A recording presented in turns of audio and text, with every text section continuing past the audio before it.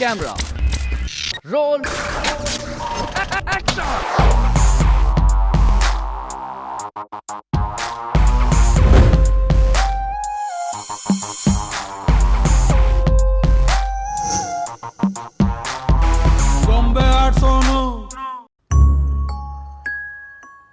ಗೊಂಬೆ ಆಡ್ಸೋನು ಕಾರ್ಯಕ್ರಮದ ಕಳೆದ ಸಂಚಿಕೆಯಲ್ಲಿ ದಿನಕರ್ ತೂಗುದೀಪ್ ಅವರ ಕತೆ ಹೇಳಿದ್ದೆ.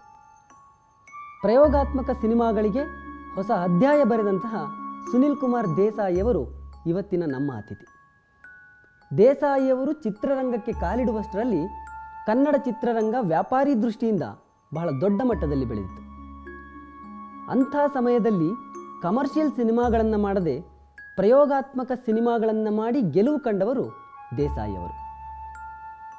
ಪ್ರಯೋಗ ಅಂದೊಡನೆ ದೂರ ಓಡ್ತಿದ್ದಂತಹ ಸಿನಿಮಾ ಮಂದಿಯನ್ನು ಅಂತಹ ಸಿನಿಮಾಗಳತ್ತ ಮುಖ ಮಾಡುವಂತೆ ಮಾಡಿದ ಹೆಗ್ಗಳಿಕೆಯು ದೇಸಾಯಿಯವರದ್ದು.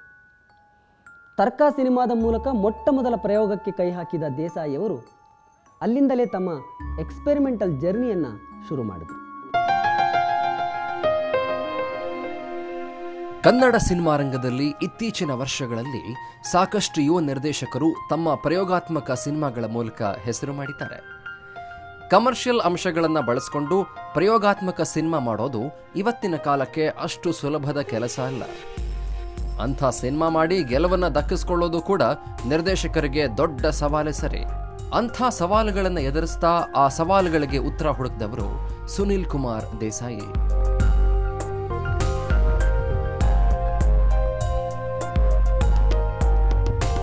ದೇಸಾಯಿಯವರು ನಿರ್ದೇಶಕರಾಗಿದ್ದು 80ರ ದಶಕದಲ್ಲಿ. ಸಿನಿಮಾ ರಂಗ ಆಗ ದೊಡ್ಡ ಮಟ್ಟದಲ್ಲಿ ಬೆಳೆದಿತ್ತಾದ್ರೂ ಪ್ರಯೋಗ ಅಂದ ಕೂಡಲೇ ಎಲ್ಲರೂ ದೂರ ಓಡ್ತಾ ಇದ್ದ ಕಾಲ ಅದು. ಅಂಥ ಸಂದರ್ಭದಲ್ಲಿ ಅಷ್ಟು ದೊಡ್ಡ ಸವಾಲಿಗೆ ಎದೆಯೊಡ್ಡಿ ಪ್ರಯೋಗಾತ್ಮಕ ಸಿನಿಮಾ ಮಾಡಿ ಗೆದ್ದವರು ದೇಸಾಯಿ. ಅದು ದೇಸಾಯಿ ಅವರ ಗ್ರೇಟ್ನೆಸ್. ಅದು ಹೀಗೆ ನನ್ನ ಮನಸ್ಸಿಗೆ ಅನ್ಸ್ಕೊಂಡಿದ್ದು ಇಷ್ಟು ಲೈನ್ಸ್ಗಳೆಲ್ಲ ಬರ್ಕೋತೀನಿ. ನಮ್ಮ ಅಸೋಸಿಯೇಟ್ ಯಾರು ಒಬ್ಬರೋ ಇಬ್ಬರೋ ಇದ್ದರೆ ನಾನು ಯೂಶಲಿ ಒಬ್ಬರನ್ನ ಯಾರನ್ನಾರು ಇದು ಇಟ್ಕೋತಿದ್ದೆ, ಅಂದರೆ ಕ್ರಾಸ್ ಚೆಕ್ ಮಾಡ್ಕೊಳ್ಳಿಕ್ಕೆ.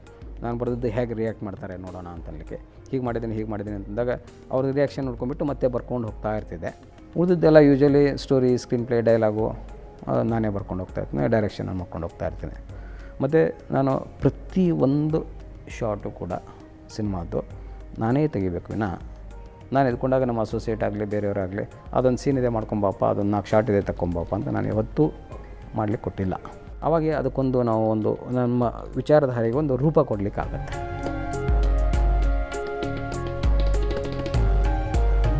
ಅವರ ವಿದ್ಯಾಭ್ಯಾಸಕ್ಕೂ ಸಿನಿಮಾ ರಂಗಕ್ಕೂ ಒಂದಕ್ಕೊಂದು ಸಂಬಂಧನೇ ಇಲ್ಲ. ಅಪರೂಪದ ವ್ಯಕ್ತಿತ್ವದ ದೇಸಾಯಿಯವರು ಸಿನಿಮಾ ರಂಗದಲ್ಲಿ ಜನಪ್ರಿಯರಾಗಿದ್ದೆ ತಮ್ಮ ಪ್ರಯೋಗಾತ್ಮಕ ಸಿನಿಮಾಗಳ ಮೂಲಕ. ದೇಸಾಯಿಯವರು ಮೊಟ್ಟ ಮೊದಲು ನಿರ್ದೇಶಕರಾಗಿದ್ದ ಫಸ್ಟ್ ಪಿಕ್ಚರು ಒಂದು ಸಸ್ಪೆನ್ಸೇ ತೊಗೋಣ ಅನ್ನೋ ಸಲುವಾಗಿ ತರ್ಕದ್ದು ಒಂದಿಷ್ಟು ಕಥೆಗಳನ್ನು ಬರ್ಕೊಂಡೆ. ಅಂದರೆ ಆ ಸಬ್ಜೆಕ್ಟ್ ನಾನು ಸಾಕಷ್ಟು ಜನಕ್ಕೆ ಹೇಳಿಕ್ಕೆ ನೋಡಿದೆ ಅವ್ರಿಗೆ. ಯಾಕೆಂದರೆ ಅಲ್ಲಿ ಫ್ಲ್ಯಾಶ್ ಬ್ಯಾಕು ಬರೋದು ಈಗ, ಮತ್ತು ಆ ಕಥೆಯೂ ಕೂಡ ಒಂದೇ ಮನೆಯಲ್ಲಿ ಜಾಸ್ತಿ ಒಂದು 3 ಕ್ಯಾರೆಕ್ಟರ್ ನಡುವೆ ಒಂದು 25 ದಿವಸದಲ್ಲಿ ಶೂಟಿಂಗ್ ಮುಗಿಸ್ಬಿಡ್ಬೋದು, ಮತ್ತು ಸಾಂಗ್ ಹಾಕಲ್ಲ, ಫೈಟ್ ಹಾಕಲ್ಲ, ಅದು ಇದು ಅಂತ ಎಲ್ಲ ಹೇಳಿದ್ದೆ. ಅದಕ್ಕೆ ಯಾರೂ ಇಂಟ್ರೆಸ್ಟ್ ತೋರಿಸಲಿಲ್ಲ. ಸೊ ಆ ಟೈಮ್ದಾಗ ನಾನೇ ಡಿಸೈಡ್ ಮಾಡಿದೆ, ಹೋಗ್ಲಿ ಕಷ್ಟ ಆಗಲಿ ಸುಖ ಆಗಲಿ ಅಂಥದ್ದೊಂದು ಮಾಡೋಣ ಅಂದ್ಕೊಂಬಿಟ್ಟು ಒಂದಿಬ್ಬರು ನಮ್ಮ ಫ್ರೆಂಡ್ಸದು ಸಣ್ಣ ಸಹಾಯ ತೊಗೊಂಡ್ಬಿಟ್ಟು ನಾನೇ ಶುರು ಮಾಡಿಕೊಂಡೆ.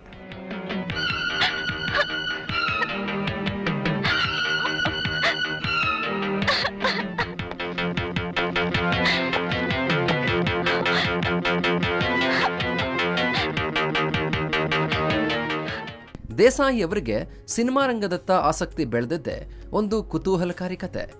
ಬಿಜಾಪುರದಲ್ಲಿ ಶಾಲಾ ವಿದ್ಯಾಭ್ಯಾಸ ಮಾಡಿದ ದೇಸಾಯಿಯವರು ಚಿಕ್ಕಂದಿನಲ್ಲೇ ಸಿನಿಮಾ ನೋಡೋ ಹುಚ್ಚನ್ನ ಬೆಳೆಸ್ಕೊಂಡಿದ್ರು. ಅದು ಅವರು ಸಿನಿಮಾ ರಂಗಕ್ಕೆ ಬರೋಕ್ಕೆ ಪ್ರೇರಣೆಯಾಯಿತು.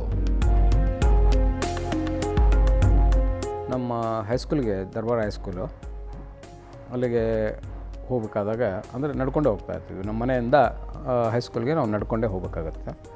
2 theatre daily up and down, ಅಂದರೆ ಹೋಗ್ತಾ ಬರ್ತಾ 2 ಥಿಯೇಟ್ರು ಕಣ್ಣಿಗೆ ಕಾಣಿಸ್ತಾ ಇರ್ತಿದ್ವು. ಒಂದು ಜಯಶ್ರೀ ಥಿಯೇಟ್ರು, ಇನ್ನೊಂದು ಲಕ್ಷ್ಮೀ ಥಿಯೇಟ್ರ್ ಅಂತ.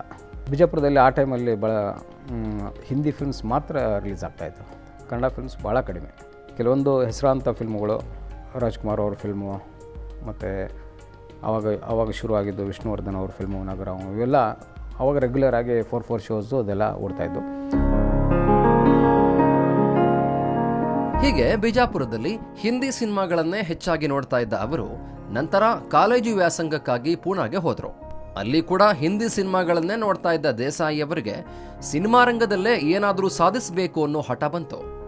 ಹೀಗಾಗಿ ಪೂನಾ ಫಿಲ್ಮ್ ಇನ್ಸ್ಟಿಟ್ಯೂಟ್ ಸೇರುವ ನಿರ್ಧಾರ ಮಾಡಿದರು. ಸೊ ನನಗೆ ಹಿಂದಿ ಸಿನಿಮಾದು ಟಚ್ಚು ಸ್ವಲ್ಪ ಜಾಸ್ತಿ ಬಂತು ಹೈಸ್ಕೂಲಲ್ಲಿದ್ದಾಗ. ಆ ಟೈಮಲ್ಲಿ ರಾಜ್ ಕಪೂರ್ ಫಿಲ್ಮ್ಸ್ಗಳು ಜಾಸ್ತಿ ಅಲ್ಲಿ ರಿಲೀಸ್ ಆಗ್ತಾಯಿದ್ದು. ಆಮೇಲೆ ಶಮಿ ಕಪೂರ್ ಫಿಲ್ಮ್ಸ್ ನನಗೆ ಭಾಳ ಇಷ್ಟ ಆ ಟೈಮಲ್ಲಿ. ಅದು ನಮ್ಮ ಕಾಲೇಜ್ ಪಕ್ಕದಲ್ಲಿ, ನಂಗೆ ಲಕ್ಕಿಲಿ ನಮ್ಮ ಕಾಲೇಜ್ ಪಕ್ಕದಲ್ಲಿ ಅಲ್ಲಿ ಸ್ವಾರ್ಗೇಟ್ ಅಂತ ಇತ್ತು, ಅಲ್ಲಿ ಒಂದು ಥಿಯೇಟ್ರ್ ಇತ್ತು. ಅವನು ಮಧ್ಯಾಹ್ನ ಶೋ 12 ಗಂಟೆ ಶೋ ರೆಗ್ಯುಲರ್ ಆಗಿ ಒಂದು ಶೋ ಇದ್ದರೆ ರಾಜ್ ಕಪೂರ್ ಫಿಲ್ಮ್ಸ್ ಆಗ್ತಾಯಿದ್ದು. ಸೊ ಆ ಟೈಮಲ್ಲಿ ನಂಗೆ ಜಾಸ್ತಿ ಮನಸ್ಸಿಗೆ ಬಂತು, ನಾನು ಸಿನಿಮಾ ಮಾಡಬೇಕು. ದೇಸಾಯಿ ಅವರು ಓದಿದ್ದು ಆರ್ಕಿಟೆಕ್ಚರ್. ಸಿನಿಮಾ ರಂಗದ ಹಿನ್ನೆಲೆ ಅನುಭವ ಯಾವುದೂ ಇಲ್ಲದ ದೇಸಾಯಿ ಅವರು ಸಿನಿಮಾ ಮಾಡಲೇಬೇಕು ಅಂತ ತೀರ್ಮಾನ ಮಾಡಿಕೊಂಡು ಅಲ್ಲಿಂದ ಬೆಂಗಳೂರಿಗೆ ಬಂದರು.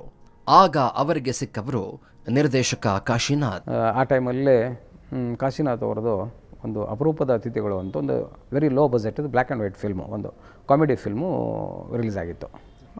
ಆ ಥರದ್ದು ಒಂದು ಚಿಕ್ಕದು ನಾವು ಮಾಡಬೇಕು ಫಿಲ್ಮು ಅನ್ನೋ ಥರ ನಂಗೆ ಮನಸ್ಸಲ್ಲಿತ್ತು. ಒಂದೆರಡು ಕತೆಗಳು ಕೂತ್ಕೊಂಡು ಸುಮ್ಮನೆ ನೈಟೆಲ್ಲ ರೂಮಲ್ಲಿ ಕತೆಗಳು ಬರೀತಾ ಇದ್ದೆ. ಹೇಗೆ ಸ್ಕ್ರಿಪ್ಟ್ ಮಾಡೋದು, ಏನು ಮಾಡೋದು, ಕೆಲವೊಂದು ಲೈಬ್ರರಿಗೆ ಹೋಗ್ಬಿಟ್ಟು ಸ್ವಲ್ಪ ಬುಕ್ಸ್ ಅದು ಸ್ಟಡಿ ಮಾಡೋದು, ಇದು ಮಾಡೋದು ನೋಡಿ ಶುರು ಮಾಡಿದೆ. ಸುಂದರ್ನಾಥ್ ಸುವರ್ಣ ಅವ್ರದ್ದು ಪರಿಚಯ ಆಯಿತು. ಚಾಮರಾಜಪೇಟೆಯಲ್ಲಿ ಬಾಲಕೃಷ್ಣ ಅಂತಿದ್ರು. ಎಲ್ಲರೂ ಒಂದು ರೂಮಲ್ಲಿ ಇದ್ದೀವಿ ಒಟ್ಟಿಗೆ. ಶಿವರಾಜ್ ಅವರು ಇಲ್ಲ ಕಾಶಿನಾಥ್ ಅವರು ಒಂದು ಸಿನಿಮಾ ಮಾಡಬೇಕಂತ ಮಾಡಿದ್ದಾರೆ, ನೀನು ಅವ್ರಿಗೆ ಅಸಿಸ್ಟೆಂಟಾಗಿ ಕೆಲಸ ಮಾಡಿದರೆ ಚೆನ್ನಾಗಿರ್ತದೆ. ಅವ್ರದ್ದೊಂದು ಸ್ಟೈಲು. ಕಾಶಿನಾಥ್ ಅವರು ಅದನ್ನು ಸೀನ್ ಬರೀತಾ, ಸೀನ್ ಡಿಸ್ಕಸ್ ಮಾಡ್ತಾ ಅಸಿಸ್ಟೆಂಟ್ಸ್ಗಳ ಜೊತೆ ಅದೆಲ್ಲ ಚೆನ್ನಾಗಿ ಎಂಜಾಯ್ ಮಾಡ್ತಾಯಿದ್ರು. ಅನುಭವ ಸಿನಿಮಾ ದೇಸಾಯಿ ಅವರಿಗೆ ಒಳ್ಳೆ ಅನುಭವನೇ ಕೊಡ್ತು. ಹೀಗಾಗಿ ದೇಸಾಯಿ ವಿಭಿನ್ನವಾಗಿ ಆಲೋಚಿಸಲು ಅದು ಕೂಡ ಒಂದು ಕಾರಣವಾಯಿತು.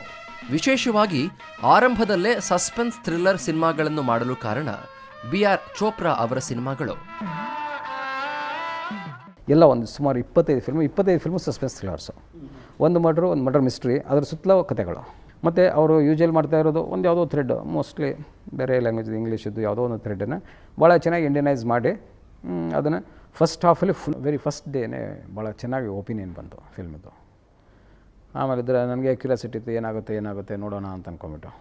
ಆವತ್ತು ಸ್ಯಾಟರ್ಡೆ ಸಾಯಂಕಾಲನೇ ಗೇಟ್ ಕೀಪರ್ ಹೇಳಿದೆ, ಸರ್ ನೀವೇನೋ ವರಿ ಮಾಡಬೇಡಿ, ನೀವು ಹೊಸಬ್ರು, ಬಟ್ ಜನ ಎಂಜಾಯ್ ಮಾಡ್ತಾ ಇದ್ದಾರೆ ಸಿನಿಮಾ, 100 ದಿವಸ ಹೋಗುತ್ತೆ ನೋಡಿ ನಮ್ಮ ಥಿಯೇಟ್ರಲ್ಲಿ ಅಂತ ಹೇಳ್ಬಿಟ್ಟ.